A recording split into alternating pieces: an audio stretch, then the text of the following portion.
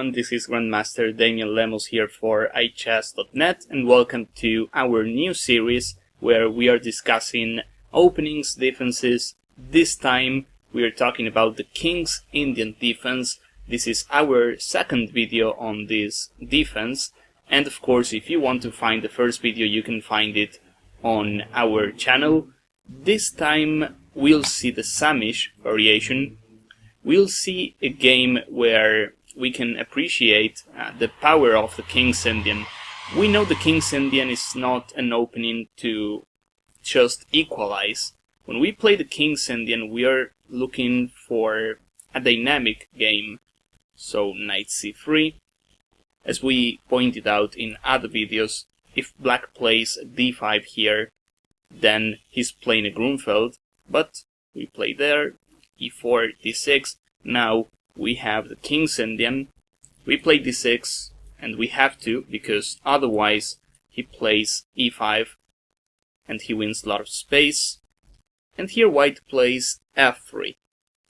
When he plays this move, then he's playing the Saemisch variation, and this reminds me of the Sicilian, the English attack, where white plays bishop e3, queen d2, maybe he castles queenside, but the thing is, when he has f3 in, first he has a good center, and second he can also try a pawn storm on the king side.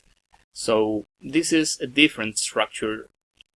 I mean, the main lines in bold, knight f3, bishop e2, but this is a different story. So after f3 we castle, white plays bishop e3, this is the logical follow-up, and black plays e5.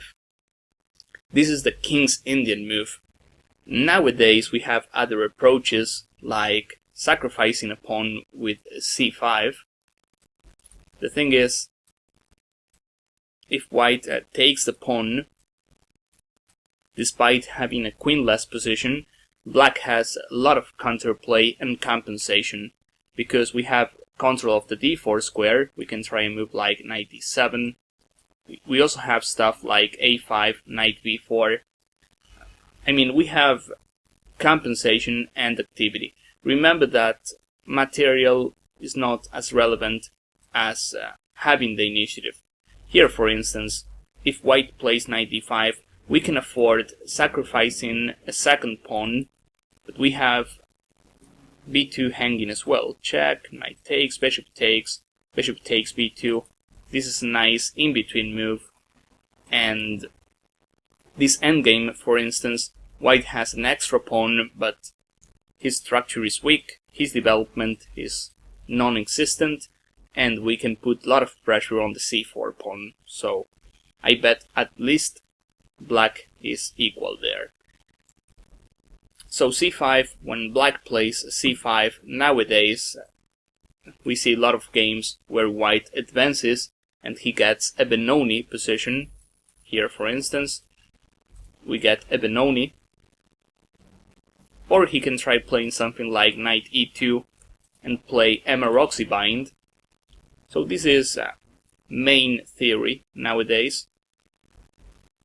When we play with e5, we're still in the King's Indian spirit, and after d5, as we saw during our first video, the Kasparov game, we can play something like knight h5. Once the center is closed, in the King's Indian we can try advancing on the king side. We have to wait till white advances with d5. Here, for instance, we develop an initiative with f5, maybe queen h4 check is on the table as well. I mean, we have some stuff going on. However, in this game, black decides to play c5, which is an interesting move. We are trying to claim some space on the queen side. I mean, you probably know the Yugoslavian attack, and that is the subject of our first video.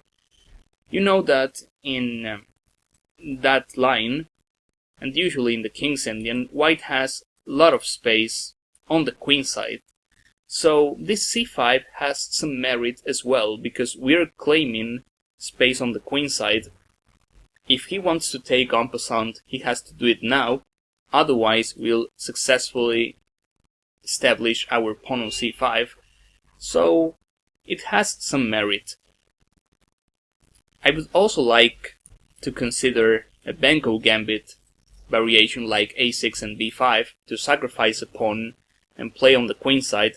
The only drawback I see so far is that my bishop is on a closed diagonal. If my pawn was on e7, then the a6 b5 idea, the Benko gambit, would be stronger. But okay, let's see. After c5, white decides to take. This happens to be a mistake, and now we'll explain why. There was another game played by Chitiaskov against Boleslavsky, where white played bishop d3, black played knight e8,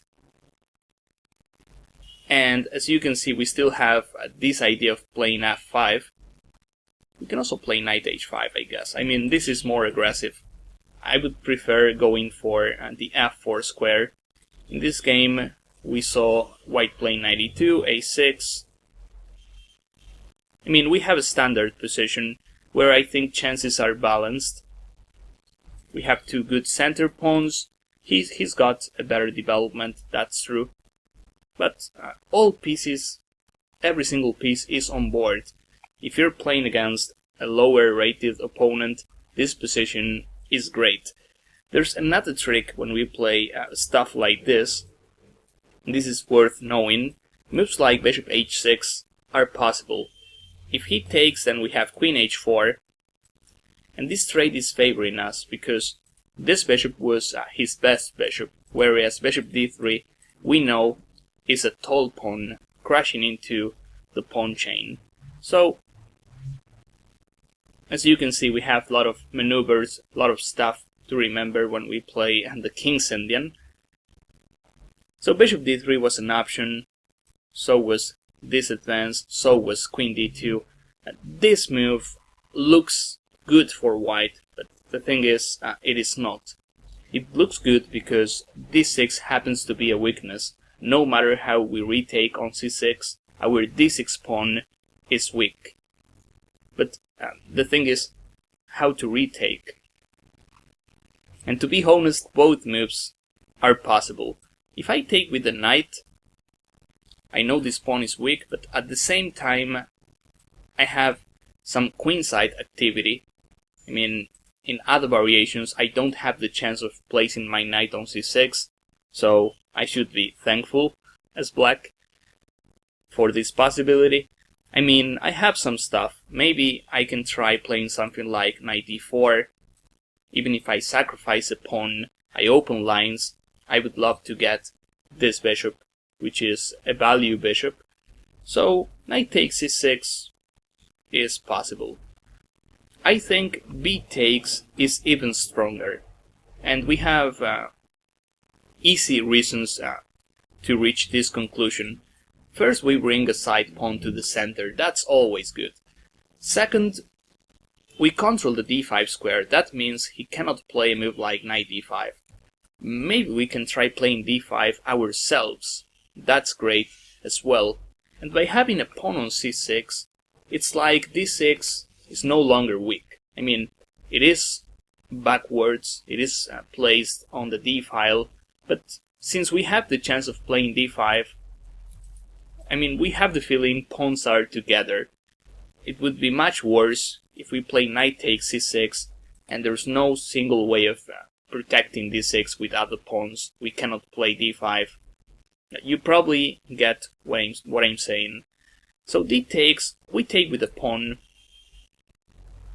Also the e6 square is now available. Now d5 is gone, this square is available either for my bishop, or who knows, maybe one day I can place my knight there.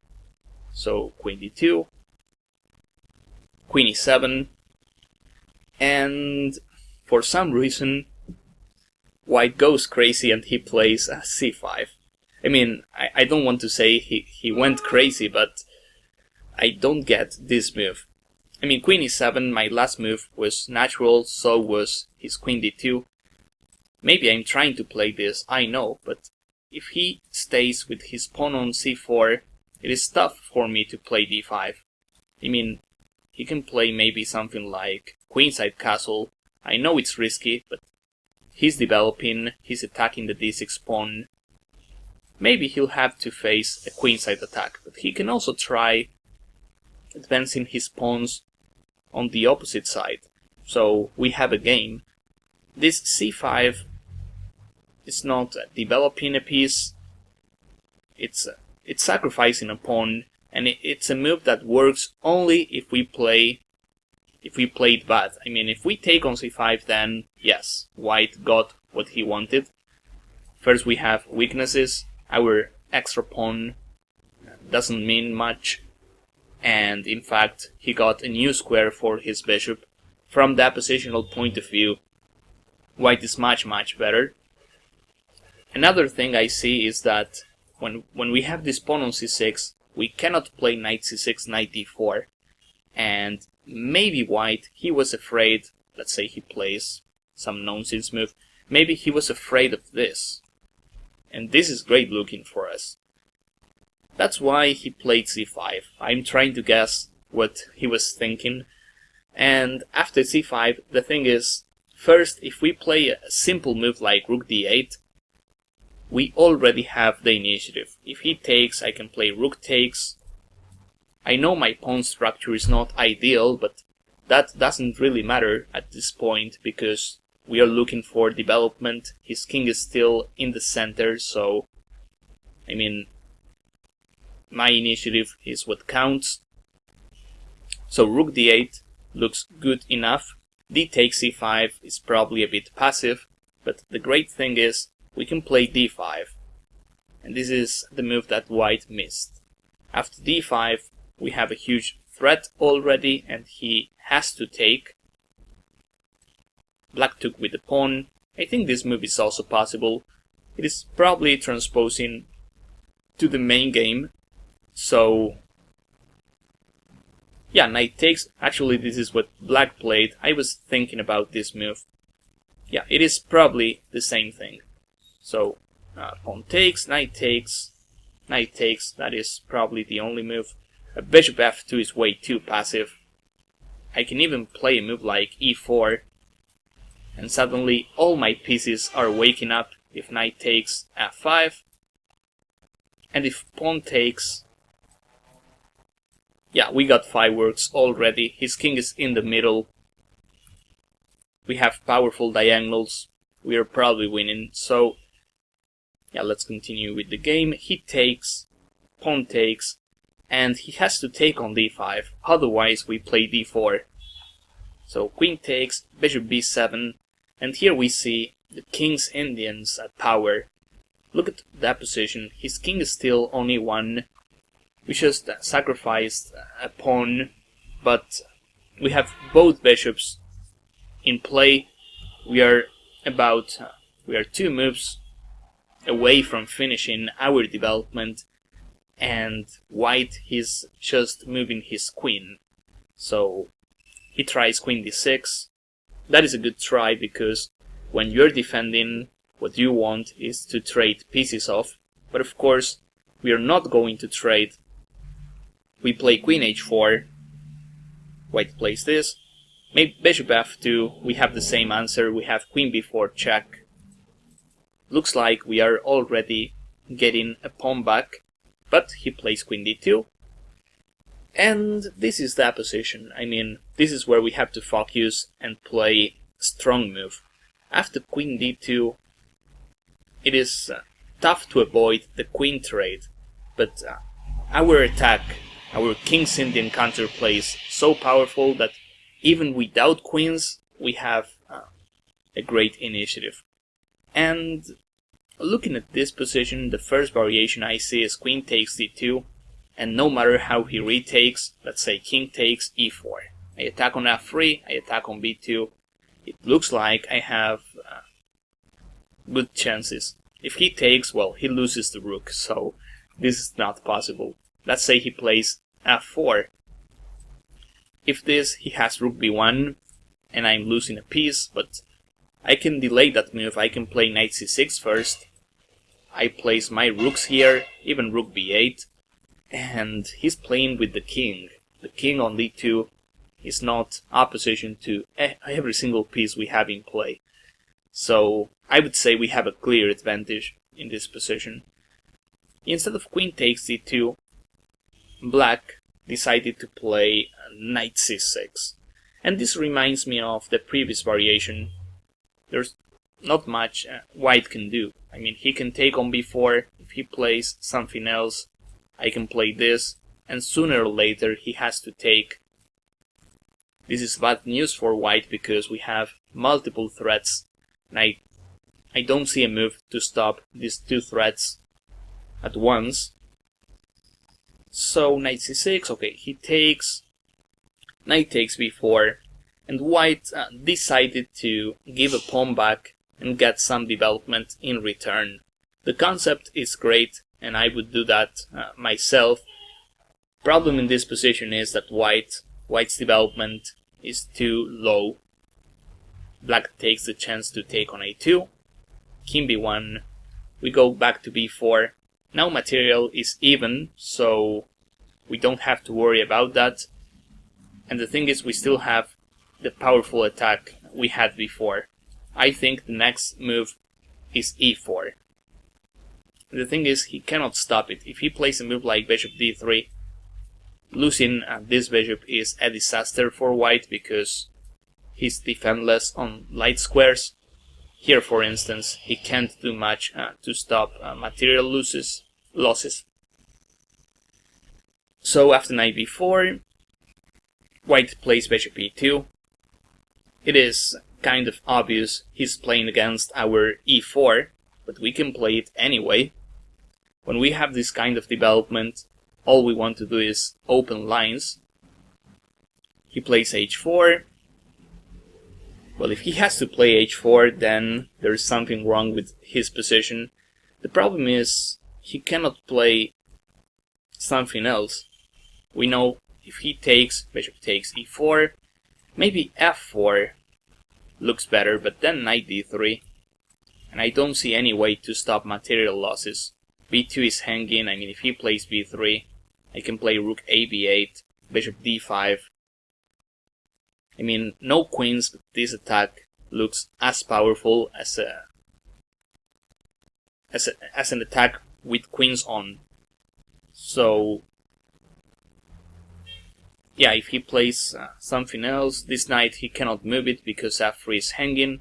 He has to play h4. a5.